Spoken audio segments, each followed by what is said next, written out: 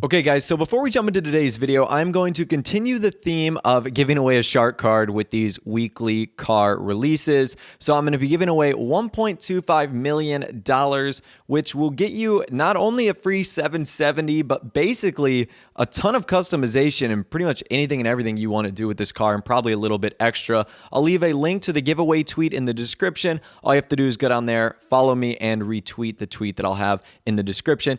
Pretty easy, and I always like giving back to you guys because I know some of you might be short on cash, and it's a pretty cool car, so I definitely want all of you to get involved in this. But without the way, let's not waste any more time and let's get it started. So what's going on, guys? In today's video, I'm going to be talking about if the 770 sports car that was just added into the game is worth $700,000. So as I've stated in previous videos, I like testing things out before you guys have to spend your hard-earned money on items in Grand Theft Auto Online.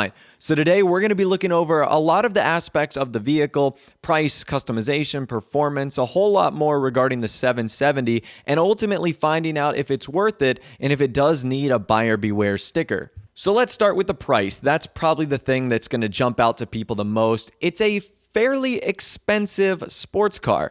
So the price of this vehicle does come in at $695,000. I call it $700,000 because honestly, by the time you change the wheels, it's going over $700,000. So that's what I'm going to call it as. It is pretty expensive. As far as recent sports cars go, it's kind of in line with that. The Bestia GTS was $610,000. I believe the Verlier was the exact same price, $695,000. So we've seen some sports cars recently that have been pretty expensive and like that, but they haven't really been able to perform all that well. And then when you compare them to some of the older supercars like the Ferrari GT, which is near $450,000, the Massacro $275,000, the Dinka Jester $240,000, you're looking at a slightly more expensive sports car. So do keep that in mind if you are going to be purchasing the 770 sports car. Know that it is one of the most expensive sports cars in the game. Now, compared to recent vehicles, it's not that expensive. Like if you look at the X80 Proto and if you look at the Pfister 811, it's not that bad. But relatively compared to sports cars of previous releases and DLCs, it is pretty pricey. Let's move on to some customization. And unfortunately, the 770 doesn't have a ton of customization. So it's got 18 different categories that you can modify.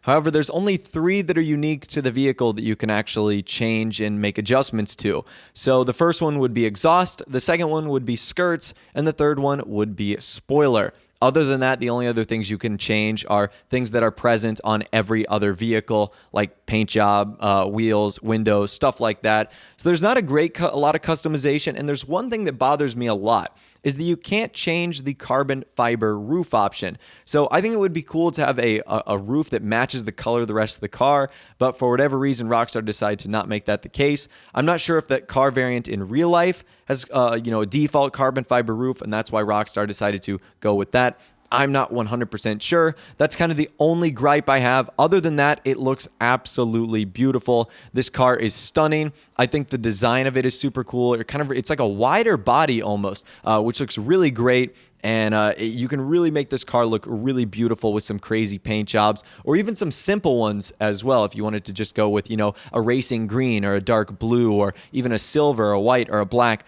the car really does look good. So although it is lacking in customization, style points are definitely a huge plus for this vehicle. So now let's talk about performance. Now, as I mentioned in my previous video, the 770 is a good sports car. It's not a great sports car. GTA racing YouTuber Bruffy1322 says that this is the 7th best sports car out of all the ones in the game. So it would fall behind ones like the Massacro race car, the Jester race car, etc.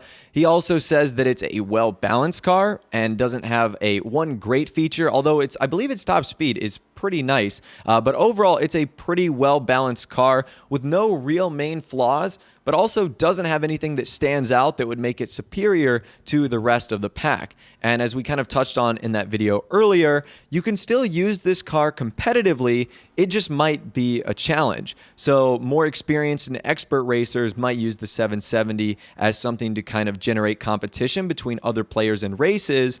But if someone else is going up against you and you're nearly of equal skill level and they've got, let's say, a Massacro race car, Elergy, or you've got a Jester, you might find yourself struggling in the 770. So in that regard, in terms of performance, do you absolutely need to buy this vehicle because it's the only sports car that can win races? No. If you don't buy this vehicle, you won't be getting crushed in sports car races. And that's what I think a lot of people want to know that are trying to be frugal and conserve their money. Will I absolutely need this vehicle to win races? And the answer is no. Can you absolutely win races in this vehicle? Yes. And that is a great balance that I think Rockstar has achieved with not only this vehicle, but many of the other finance and felony vehicles, whether it was the Reaper, the FMJ, or even the more recent ones like the X80 Proto, the Fister, and now the 770. They've all reached a nice balance where if you want to skip them, your experience in races will likely not change. But if you want a new challenge, it's certainly something you can use to win and enjoy a new vehicle. So now I'm going to give you guys my final verdict on this vehicle. So I think I'm a little biased because I am a huge Aston Martin fan in real life, and Debauche is based off of Aston Martin. So immediately, I love the Masacro. I love like the Rapid GT. I love obviously now the 770. So it's hard for me to say, you shouldn't buy this vehicle. I think you should purchase this car with expectations that it will not be the all-time great sports car, but is a really fun ride that you can use in races, that you can use in car shows, that you can use in cruises. It's an absolutely beautiful vehicle, a little bit lacking on the customization, but I think I'm okay with that. So bottom line, just know what you're getting. You're getting a pretty expensive sports car that doesn't necessarily pack the punch to make it the best and the overall fastest, but is still good enough to compete with other vehicles in the game. So that's where I'm going to leave it right now. If you have the money, I recommend it. Overall, I really love the design of the car. I'm a huge, like I said, Debauche fanboy. I'm doing the Shark Card giveaway so that I can hopefully help out one of you guys pay for this vehicle or some of its customization or features or whatever the case might be. Remember, that link is in the description.